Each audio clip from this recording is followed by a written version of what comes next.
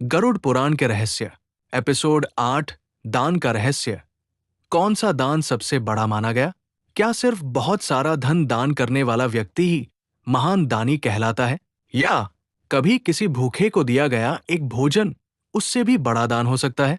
किसी प्यासे को दिया गया एक गिलास पानी, किसी बच्चे को दी गई एक किताब, या किसी दुखी इंसान को दिया गया थोड़ा सा सहारा, क्या इनका भी कोई आध्यात्मिक महत्व है? और सबसे बड़ा प्रश्न, दान बड़ा होता है या दान के पीछे की भावना? गरुड़ पुराण से जुड़ी धार्मिक परंपरा में दान और सेवा को विशेष महत्व दिया गया है, लेकिन दान का अर्थ केवल धन देना नहीं है। आज की कथा में हम जानेंगे अन्नदान, जलदान, ज्ञानदान और निस्वार्थ सेवा के पीछे छिपे संदेश को। नमस्कार भक्तों, स्वागत है आपका भक्ति धुन विद प्रीति में। चलिए आगे बढ़ते हैं। गरुड़ पुराण के रहस्य, एपिसोड 8, गरुड़ का प्रश्न।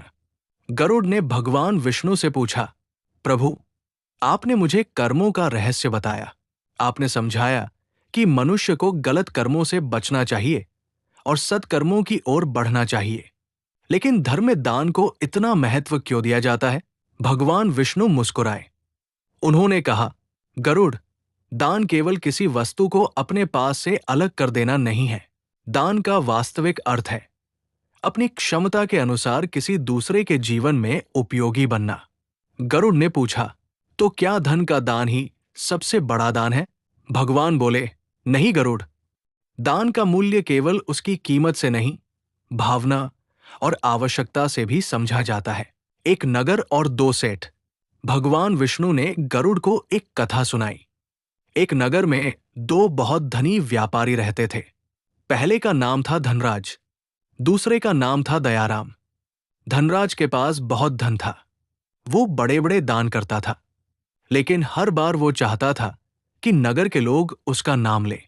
जब भी वो कोई दान करता, वो घोषणा करवाता, ये भवन धनराज सेठ ने बनवाया है, ये भोजन धनराज सेठ ने करवाया है, ये वस्त्र धनराज सेठ ने दान किए हैं। नगर के लोग उसकी प्रशंसा करते। धनराज प्रसन्न होता। उसे लगता, मुझसे बड़ा दानी इस नगर में कोई नहीं। दयाराम का अलग रास्ता। दूसरी ओर दयाराम भी धनवान था, लेकिन वो चुपचाप लोगों की सहायता करता। किसी किसान की फसल खराब हो गई, वो बीज दिलवा देता। किसी विद्यार्थी के पास किताबें नहीं, वो किताबें पहुंचा देता।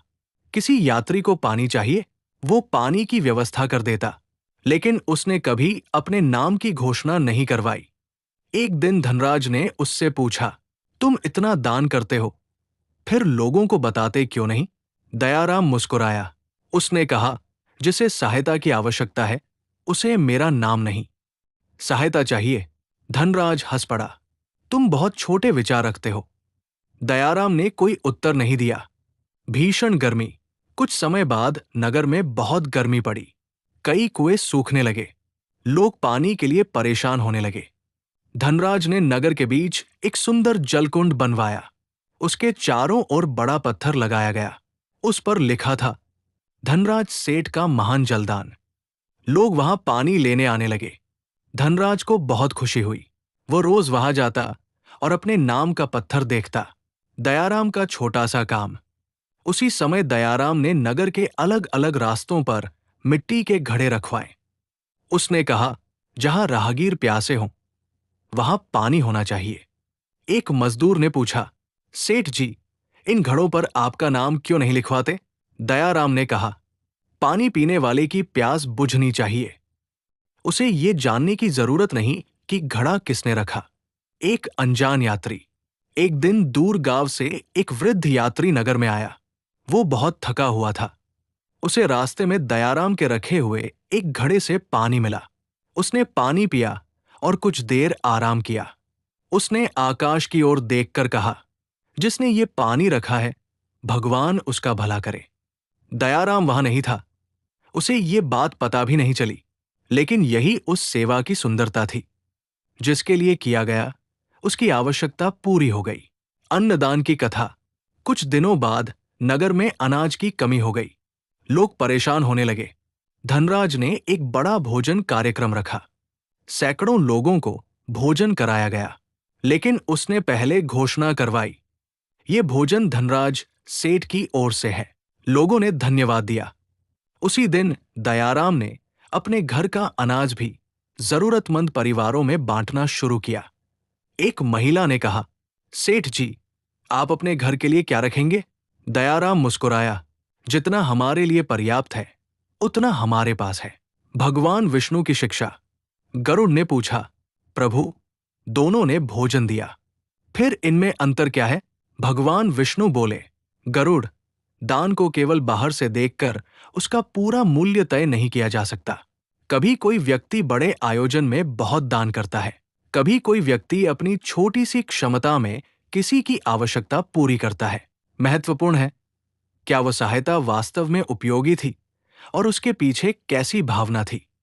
फिर भगवान ने कहा, दान में अहंकार आ जाए तो उसका आध्यात्मिक उद्देश्य कमजोर पड़ सकता है।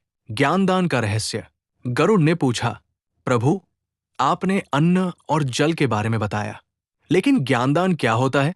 भगवान विष्णु बोले, किसी जरूरतमंद को भोजन देना उसके आज की भूख मिटा सकता है, लेकिन किसी को सीखने का अवसर देना उसके भविष्य के द्वार खोल सकता है। यही कारण है कि ज्ञान बांटना भी सेवा का एक महत्वपूर्ण रूप माना जाता है। एक गरीब विद्यार्थी। नगर में मोहन नाम का एक गरीब बालक रहता था। उसे पढ़ने का बहुत शौक था, लेकिन उसके पास किताबें नहीं थी। वो रोज एक विद्यालय की खिड़की के बाहर खड़ा होकर बच्चों को पढ़ते देखता। एक दिन दयाराम ने उसे देखा। उन्होंने पूछा, तुम बाहर क्यों खड़े रहते हो? मोहन ने कहा, मेरे पास किताबें नहीं हैं। दयाराम ने उसे किताबें दिलाई, लेकिन बात यही खत्म नहीं हुई। उन्होंने कहा, सिर्फ किताबें लेना पर्याप्त नहीं, रोज पढ़ना। मोहन ने मेहनत की। वर्षों बाद वही बालक एक शिक्षक बना। एक बीज से बड़ा वृक्ष। मोहन ने शिक्षक बनने के बाद अपने गांव के गरीब बच्चों को मुफ्त में पढ़ाना शुरू किया। एक दिन किसी ने उससे पूछा, तुम ऐसा क्यों करते हो?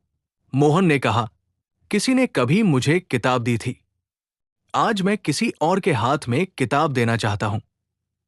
दयाराम की छोटी सी सहायता अब कई बच्चों के भविष्य का हिस्सा बन चुकी थी। यही था ज्ञानदान का प्रभाव। क्या दान हमेशा धन से होता है? भगवान विष्णु बोले, गरुड़, मनुष्य अक्सर सोचता है कि उसके पास दान करने के लिए धन नहीं, लेकिन दान केवल धन नहीं।